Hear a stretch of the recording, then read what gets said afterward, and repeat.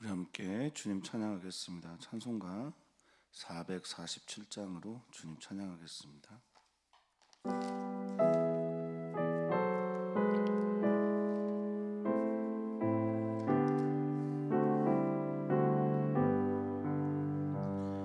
이 세상 끝날까지 주 섬겨 살리니 내 친구 되신 주여 늘 함께 하소서. 주 나와 함께하면 전쟁도 겁없고 주 나를 인도하면 늘 안심하리라. 나 주를 따를 때 주 약속하신 것 그 영광 중에 모두 이루어 주소서. 나 주의 뜻을 따라 섬기며 살리니 그 크신 은혜 속에 날 인도하소서. 이 세상 온갖 시험 내 마음을 흔들고 악한 원수들이 안팎에 있으나 주 나를 보시사 내 방패 되시고 내 옆에 계신 것을 늘 알게 하소서. 저 영광 빛난 곳에 주 허락했으니 그 허락하신 곳을 늘 사모합니다. 아멘. 끝까지 쉬지 않 주 따라가리니 주 넓은 사랑으로 늘 인도하소서.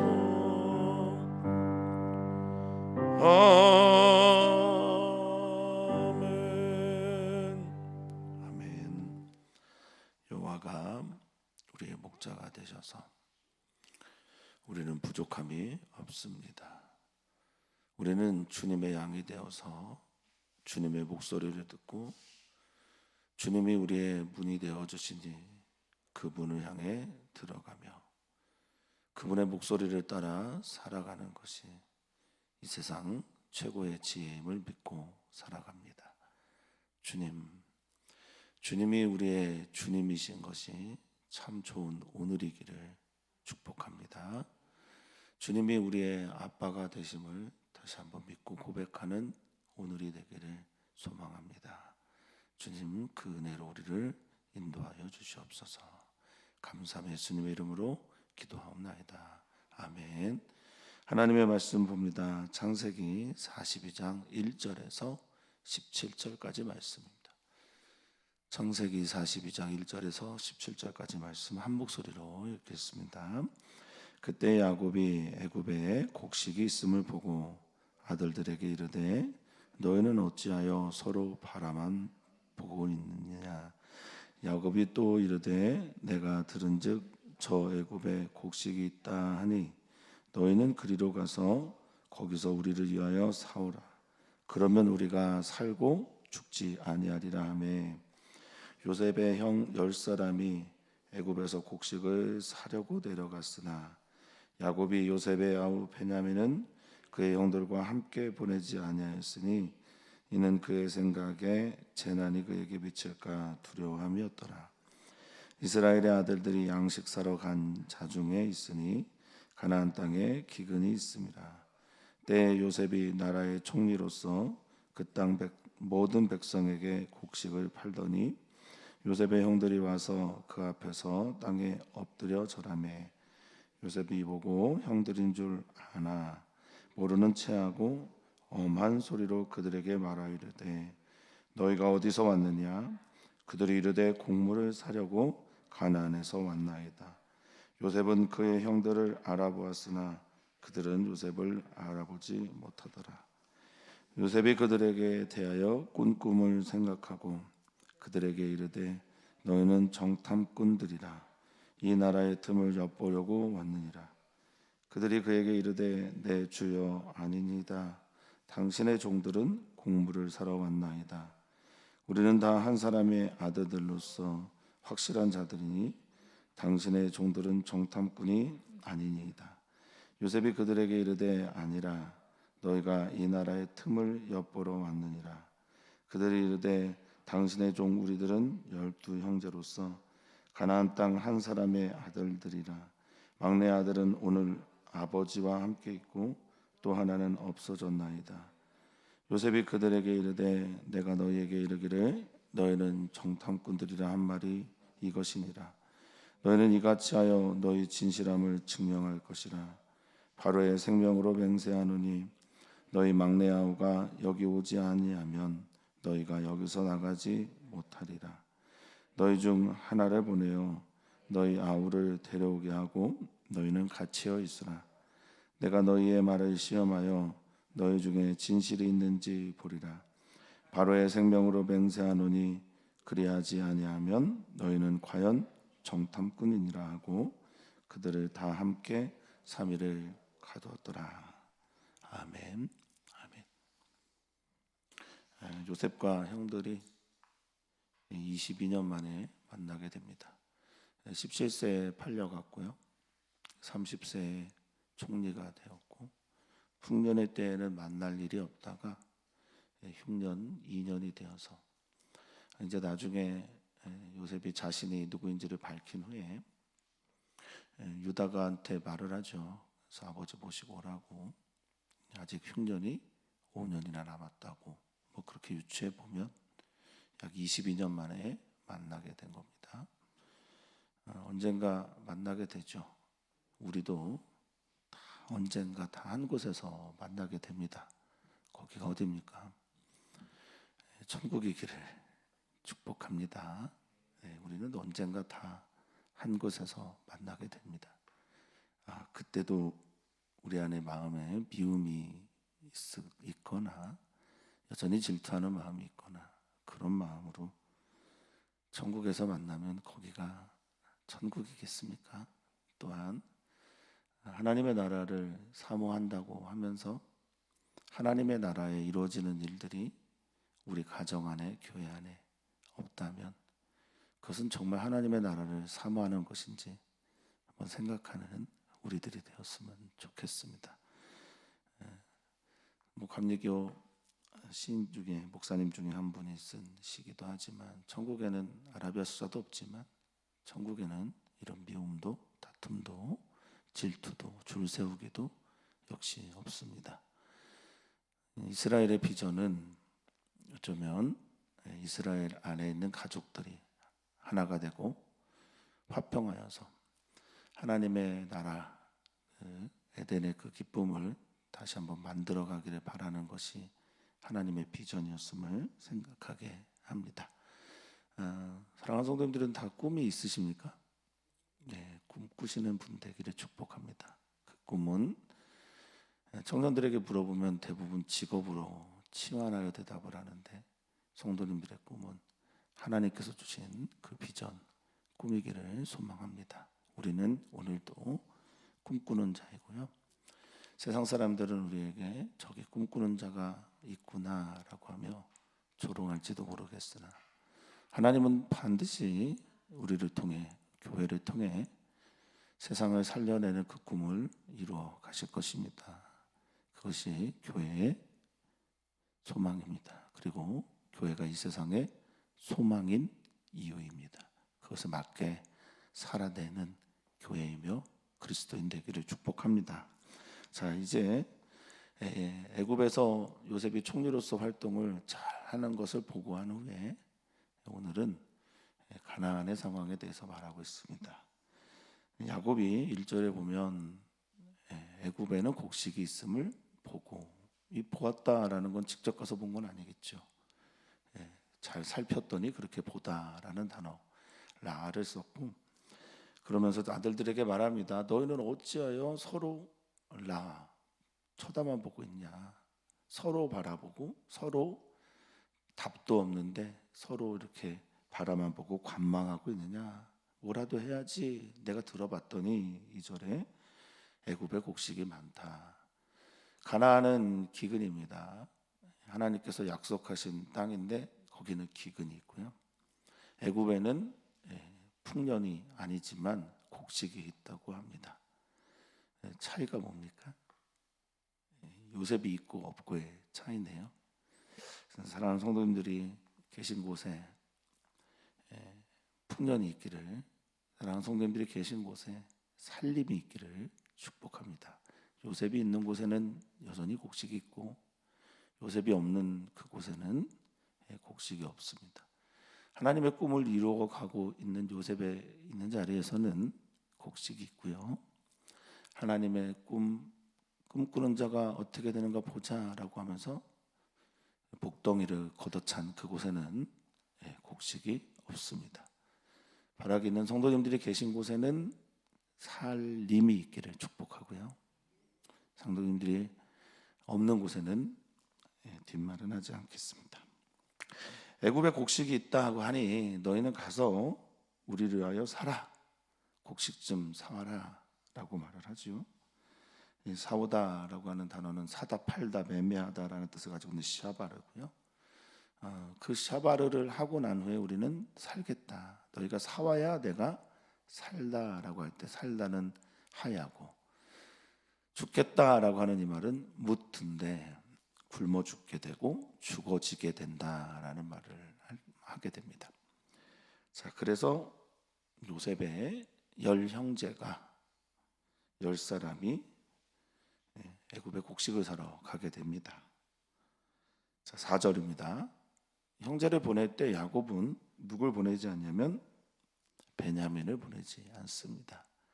이 베냐민을 표현할 때 아후 이렇게 표현을 했는데 성경 원어에는 카탄이라는 단어가 들어가 있어요. 여기에는 지금 표현이 안 돼 있습니다. 카탄이라는 단어는 나중에 설명을 한 번 더 드리겠습니다. 오늘 또 형들이 얘기할 때 나오니까. 자, 그의 형들과 함께 보내지 아니었는데 이유는 그에게, 그의 생각에 이렇게 말하고 있는데요.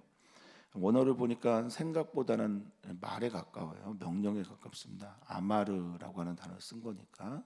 그 아마르는 말하다, 명령하다 할 때 쓴 말인데 생각에다 넣었어요. 그러니까 이 생각은 생각이 아니라, 생각에서 머문 게 아니라 말로 나온 겁니다. 그러니까 그가 그렇게 말한 거죠. 재난이 그에게 미칠까봐. 그래서 베냐민을 보내지 않습니다. 이 재난이라고 하는 것은 손해도 되고 해도 되고 그리고 어려움도 되고 괴로움도 되는 아손이라고 하는 히브리어를 썼습니다. 그러니까 어떤 어려움이나 고통이나 해가 당할까봐. 요셉이 어떻게 됐는지 모르는, 죽었다고 생각을 하고 있겠죠. 죽었다고 생각한 이후에 베냐민 정말 애지중지 키우고 있는 겁니다. 베냐민도 나이가 꽤 됐을 텐데 베냐민을 애지중지 키우고 있습니다. 지금 요셉의 나이가 39이니까요. 뭐 베냐민도 30대는 됐을 텐데 보내지 않습니다. 잘 컸을까 모르겠어요. 자, 그에게 재난이 그에게 미칠까라고 할 때 이 미치다라고 하는 히브리어가 카라라는 단어입니다. 이 카라라고 하는 단어는 부르짖다라고 하는 카라와 동음 이어예요. 다른 말입니다. 자, 카라 우연히 만나다. 우연이라도 만나면 안 되니까. 그리고 제외하거나 또는 뭐 적대적으로 마주치거나 원수를 만나거나 강도를 만나면 안 되니까 베냐민을 보내지 않습니다. 성경은 이런 설명들을 좀 생략하니까요. 만약에 베냐민을 보냈으면 어땠을까라는 걸 우리가 상상하게 되죠. 그러면 형제들이 어떠한 마음으로 왔는지 요셉은 금방 알아차릴 거거든요. 요셉 이야기를 읽을 때 우리는 이제 두 가지를 중요하게 생각하고 읽는다라고 말씀을 드렸었는데요. 하나는 요셉이 입고 있는 옷의 변화에 따라서 요셉의 꿈도 같이 변하니까 두 번째가 그래서 읽어야 될 게 요셉의 꿈이 어떻게 되어가고 있는지, 그리고 요셉의 꿈이 어떻게 되어가고 있는지를 살필 때쯤에 우리는 좀 같이 봐야 되는 게 뭐냐면 도대체 요셉이 꾼 꿈은 어떤 의미였는가를 살피는 겁니다. 하나님께서 요셉에게 꿈을 줬는데 그 꿈은 단순하게 문자적으로 형제들이, 아버지와 어머니와 형제들이 그에게 절하는 것만이 문자적인 의미잖아요. 그렇죠? 그게 꿈의 의미의 단가 아니면 하나님께서 다른 의미를 거기에 부여하셨는지, 이걸 찾아내는 게 요셉 이야기에서는 굉장히 중요합니다. 우리들의 인생에서도 중요한지 모르겠습니다. 하나님께서 주신 꿈이, 비전이, 기도의 어떤 응답들이 어떻게 이루어지고 있는지를 살피는 건 매우 중요합니다. 사랑하는 자녀들을 위해 기도했던 성도님들의 기도가 어떻게 이루어가고 있는지를 기대하면서 바라보는 것도 신앙생활의 하나의 이야기라고 할 수 있겠습니다. 자, 이스라엘 아들들이 양식 사러 간 중에 있으니 5절입니다. 가나안 땅에 기근이 있음이라, 이렇게 하면서 갑자기 등장한 너레이터가 있어요. 이야기꾼이 있습니다. 갑자기 설명을 해줍니다. 그리고 다시 요셉이 통치하는 애굽의 이야기를 하게 됩니다. 자, 6절입니다. 그렇게 나레이터의 간단한 설명이 있은 후에 6절에 요셉이 나라의 총리로서 그 땅 모든 백성에게 곡식을 지금 팔고 있습니다. 왜냐하면 파는 이유는, 나눠주지 않고 파는 이유는 애굽 사람만 먹여 살려야 되는 게 아니라 애굽 지경에 있는 모든 다른 나라들도 살려야 되기 때문에 이렇게 빡빡하게 했다라는 말씀을 드렸어요. 그런데 그 앞에 요셉의 형들이 와서 요셉 앞에서 땅에 엎드려 절하고 있다라고 성경은 말하고 있습니다. 꿈이 이루어진 거네요. 근데 성경 여기서 꿈이 이루어졌다라는 설명하지 않습니다. 읽고 있는 독자들이 꿈이 이루어졌구나라고 생각하게 하려고 하는 겁니다. 이 땅에 엎드리다라고 할 때 엎드리다는 코를 박았다는 뜻이에요. 아프라고 하는 코가 땅에 떨어진 거예요. 땅에 박힌 거예요. 그리고 절하다라고 하는 이 사하라고 하는 말은 경배하다, 충성을 맹세하다라고 할 때 쓰는 겁니다. 그러니까 납작 엎드린 겁니다. 우리는 여기서 꿈이 이루어졌구나라고 생각을 할 텐데 성경은 여기에서 꿈에 대해서 주목하지 않고 다른 데서 또 꿈에 주목합니다. 문자적으로 이루어진 어떤 꿈보다 더 중요한 어떤 이야기가 있겠죠. 그걸 좀 우리가 주목했으면 좋겠다라는 겁니다. 자, 7절입니다. 요셉이 보고 형들인 줄 알고 있어요. 형들은 요셉이 당연히 죽었거나 또 어딘가에 노예로 있거나 이렇게 생각을 하겠지만 요셉은 형들을 보고 바로 알아봅니다. 그런데 모르는 체 합니다. 여기 아나, 모르는 체 하다라는 단어를 같은 단어를 써요. 이게 이제 나카르라고 하는 히브리어를 썼어요.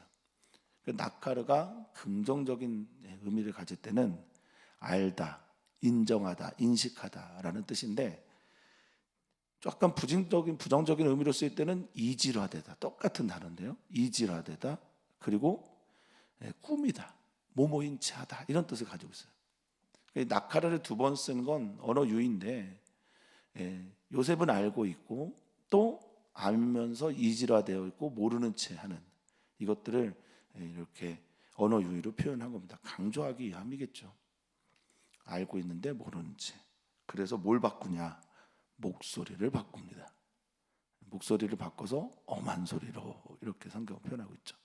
이 엄하다라고 하는 카세가 딱딱하다, 완고하다, 그리고 가혹하다 뭐 이런 뜻을 가지고 있습니다. 그러니까 매우 엄하고 딱딱한 소리로 사무적으로 말을 하는 겁니다. 거기다가 이제 나중에도 나오지만 통역까지 있어요.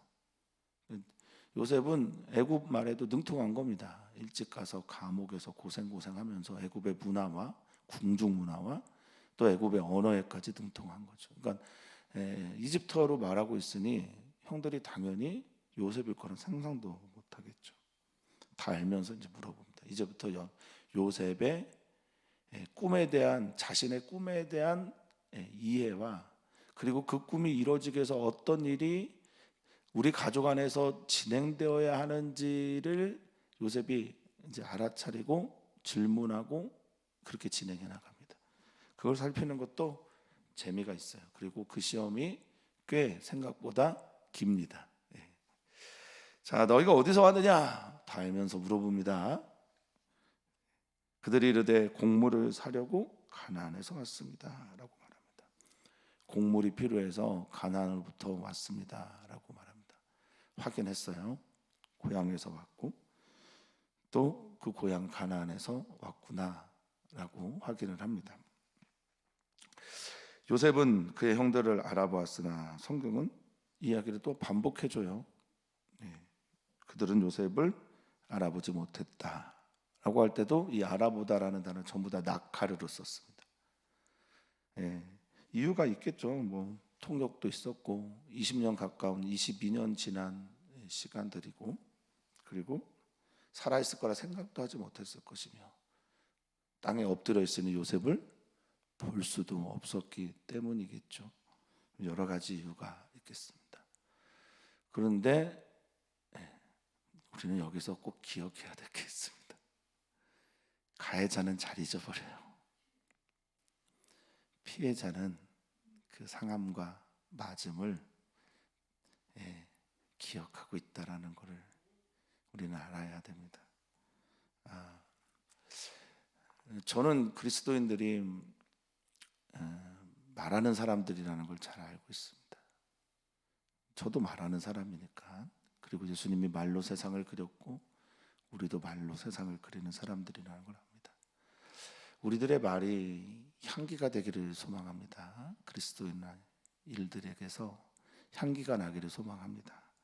혹시나 우리의 말이, 그리스도인의 말이 누군가에게 상처가 되고 악취가 났다면 그들은 우리를 기억할지 몰라요.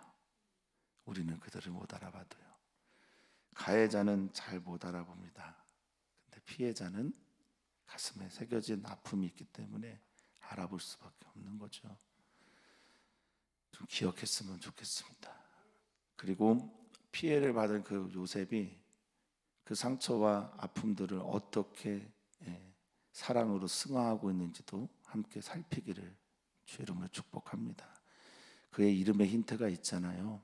므낫세, 하나님께서 잊어버리게 하시고, 에프라임, 하나님께서 나를 창대케 하셨으니 하나님의 섭리를 발견함으로 그 아픔과 상처를 풀어가고 또 치유된 새로 그들을 섬겨 나갑니다. 자, 9절. 요셉이 그들에 대하여 꾼 꿈을 여기서 생각하네요. 그 꿈의 의미가 뭐였을까?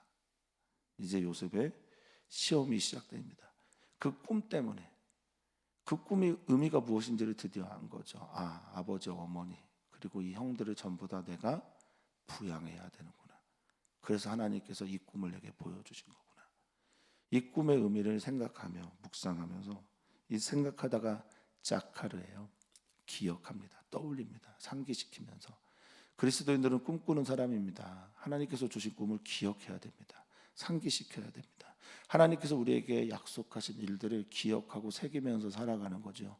기도할 때, 또 지쳐 있을 때, 상해 있을 때 하나님께서 내 안에 영에 계신 하나님의 영이 우리로 생각나게 하실 때, 사랑하는 성도님들, 그 꿈이 실제가 되어가고 있는 은혜가 있기를 축복합니다. 그러면서 강하게 요셉은 푸시를 합니다. 너희는 정탐꾼들이다. 이렇게 총리가 이 애굽을 전체로 다스리고 있는 사람이, 자신의 생사 여탈권을 쥐고 있는 사람이 억울하게 나에게 잘못도 안 했는데, 실제로 독재 사회에서는 우리나라 이런 일들 많았습니다. 간첩으로 몰리거나 지금까지도 그렇게 오해하고 사람들이 있는 그런 분들도 많죠. 일제 강점기 때도 그랬습니다. 이 억울한 일들 참 많죠. 넌 정탐꾼들이다 선언합니다. 이 라깔이라고 하는 히브리어인데요, 기본적으로는 걷다, 밟다라는 뜻도 있지만 비방하며 돌아다니다는 뜻을 가지고 있어요. 그래서 모함하는 자, 허물을 찾는 자, 스파이, 정탐꾼 이런 뜻을 가지고 있습니다. 그러니까 너는 라갈이야. 너는 여기 이 땅을 밟으러 온 게 비방하고 비난하고 우리를 무너뜨리러 온 거야. 너희는 정탐꾼들이 맞아 선언하니 얼마나 놀랬을까요? 너희는 이 나라의 틈을 엿보려고 온 사람들이야 라고 할 때, 이 틈이 에르바라고 하는 히브리어인데 빨가벗겼다, 치부를 보게 됐다, 수치를 봤다, 속살을 보다, 이런 의미입니다. 그러니까 너희 우리를 제대로 정탐하려고 온 사람들이 맞아 라고 말합니다. 너희는 엿보려고 왔어. 그러자 그들 말합니다. 아닙니다. 놀래서 뭐라고 여기 말하냐면 호칭을 내 주님이라고 말해요. 주님이라고. 요셉에게 주님이라고 말합니다. 당신의 종들은 곡물을 사러 왔습니다. 그리고 자신을 종들이라고 말합니다. 꿈을 생각합니다.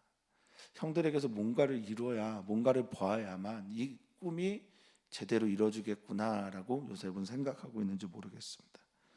자, 우리는 다 한 사람의 아들로서 확실한 자들입니다 라고 선언을 합니다. 여기 확실하다라고 하는 켄이라고 하는 단어는요, 정직한 사람들입니다, 분명한 사람들입니다, 바르다, 옳다 이런 뜻을 가지고 있습니다. 그러니까 우리는 바르고 분명하고 확실한 사람들입니다. 한 사람의 아들입니다. 정탐꾼이 아닙니다 라고 말하는데, 요셉은 아니야, 너희 여기 정탐하러 온 거 맞아, 엿보러 온 거 맞아, 이렇게 말을 합니다. 일견 보면 이제 받은 대로 돌려주는구나, 요셉이 칼을 뽑았구나 이렇게 생각할 수도 있겠어요. 요셉은 정말 억울하게 여기 왔잖아요. 형들을 향해 브엘셰바에서 도단까지 100km가 넘는 시간을 걸어서 도시락 갖다 주러 가서 사랑으로 갔는데, 형들은 자신을 미워하고 죽여서 이스마엘 상인에게 자신을 팔아버리고, 요셉이 애굽에 와서도 억울한 일을 당하지 않습니까? 잘못하지 않았는데, 선을 행했는데 그게 악으로 돌아오는 억울한 일을 그들에게 보여줍니다. 억울한 일을 당할 때요, 사람의 정체가 드러납니다. 그 사람이 무엇을 믿는지, 그 사람이 누구를 믿는지가 드러나고요, 두 번째는 억울한 일 당하고 힘든 일이 있을 때 자기 주변에 있는, 바로 옆에 있는 친한 사람들과 어떤 관계를 맺고 있는지가 제대로 드러나거든요. 요셉은 이렇게 밀어붙임으로 내가 그때도 하나님만 믿었고 하나님만 바랐는데, 첫 번째 것과 두 번째 것, 내가 사랑하고 섬겨야 되는 내 가족들에 대해서, 형들에 대해서, 형제들에 대해서 어떤 마음을 갖고 있는지가 드러나게 됩니다. 자, 이제 우리는 이것들을 읽어나가면서, 꽤 긴 장일 텐데 여기 말고 다른 곳에서도 보면서 요셉이 정말 궁금했던 게 뭘까? 이 애굽에서 그들이 하나의 가정으로 화이부동, 이제 화목하면서, 그런데 같지 않은 그런 가족으로 살아가려면 어떻게 될까에 대한 이야기가 나옵니다. 자, 그들이 대답합니다. 우리는 12형제입니다. 아직도 요셉을 형제로 생각하고 있네요. 12형제입니다. 그리고 가나안 땅 한 사람의 아들입니다. 변명하는 거죠. 여기 이제 막내 아들에 대한 이야기가 나와요. 막내, 베냐민에 대한 이야기입니다. 이 막내라고 하는 카탄이라고 하는 히브리어는요, 작다, 권위가 없다, 중요하지 않다, 어리다, 이런 뜻을 가지고 있습니다. 무게가 없다 이런 말입니다. 그러니까 막내를 할 때 자기들도 이제 아버지와 같은 마음으로 돌봐야 되는 아이, 내가 지켜야 되는 아이, 이런 의미를 가지고 설명을 하고 있습니다. 그래서 그는 아버지와 함께 있고 오지 않았습니다. 그 다음 이야기가 요셉의 마음을 좀 아프게 할 텐데, 또 하나는 없어졌습니다 이렇게 말합니다. 또 다른 하나 에하드는 이제 보이지 않습니다. 없습니다라고 말합니다. 요셉이 말합니다. 내가 너희에게 이럴 줄 알았어. 너희가 12명인데 10명만 왔으니 너희는 정탐꾼이 맞아라고 하면서 또 한 번 밀어붙입니다. 자, 15절입니다. 매우 중요한 요셉의 이제 꿈, 요셉에게 주신 하나님의 꿈이 그들에게 어떤 의미가 있는지를 좀 보는, 그래서 요셉이 생각한 꿈이 이런 거구나라고 우리에게 알려주는 이야기. 15절입니다. 너희는 이같이 해라. 그래서 너희 진실함을 증명해라. 너희가 정말 정탐꾼이 아니라는 것을. 에메트라고 하는 진실함은 믿음, 신뢰, 진실, 진리죠. 그러니까 너희가 얼마나 신실하게 나에게 말했는지를 증명해라. 바한이라고 하는 증명하다라는 히브리어는요, 드러내라, 보여줘라, 시험하다, 조사하다라는 뜻도 있습니다. 그러니까 너희가 나에게 이것들을 보여줘. 나는 이제 테스트할 거야 라는 말을 합니다. 너희가 얼마나 서로 사랑하고 신실하고 하나님의 이 비전, 이스라엘이라고 하는 하나님의 나라가 이루어져야 되는 이 이스라엘 공동체에 하나님께서 주신 비전이, 너에게 주신 진실함이 어떻게 이루어지는지를 내가 봐야 되겠어, 이 얘기를 하는 거예요. 이게 이제 형들과 요셉의 재회, 그리고 다시 아버지가 애굽으로 오기까지 이 긴 시간 동안에 요셉이 집중하고 있는 일입니다. 그리고 성경도 거기에 집중하고 있습니다. 잘못했으나 사랑하고 화해하고, 가해자들이 진심으로 피해자에게 용서를 구하고, 서로에게 갈등과 상처와 아픔이 있으나 그것을 넘어서는 하나님 나라의 공동체. 갈등이 없는 공간은 없어요. 공동체는 없습니다. 그래서 얀시는 그런 얘기를 하거든요. 두 사람이 모인 곳에 문제가 있다. 이 얘기는 사람이 있는 곳에는 언제나 문제거리가, 갈등이 있다. 누구는 스승이 되려고 하고, 누구는 지도자가 되려고 하고, 누구는 그것을 따라야 되니, 2명 이상이 모인 곳에는 문제가 있다. 그런데 그것보다 더 위대한 것은 그것을 넘어서는 사랑과 화해의 힘이 우리 그리스도인들에게 있어야 합니다. 있기를 축복합니다. 화평케 하는 자가 되기를 소망합니다. 그런 아름다운 하나님 나라의 영광이 우리 사랑하는 성도님들에게 나타나게 되기를 축복합니다. 자, 너희 막내 아우가 여기서 오지 않으면 내가 바로의 생명으로 맹세하고 말하는데 너희는 여기서 결단코 나갈 수 없어 라고 말합니다. 동생을 봐야 되겠어요.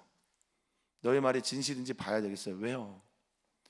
자기가 동생이었기 때문에, 자기가 동생으로서 지금도 그 동생에게, 아버지의 사랑을 받고 있는 그 동생에게 해악질을 하고 있는 건 아닌지, 그 동생에게 나처럼 미워하는 마음이 있는 건 아닌지, 이걸 봐야 되겠거든요. 그러니까 데려오라는 겁니다. 그래서 16절에 제안을 합니다. 너희 중 하나를 보내어 너희 아우를 데려오게 하고 너희는 갇혀 있어라. 내가 너희 말을 시험하여 테스트하여 조사하여 너희 중에 진실이 있는지 내가 봐야 되겠다.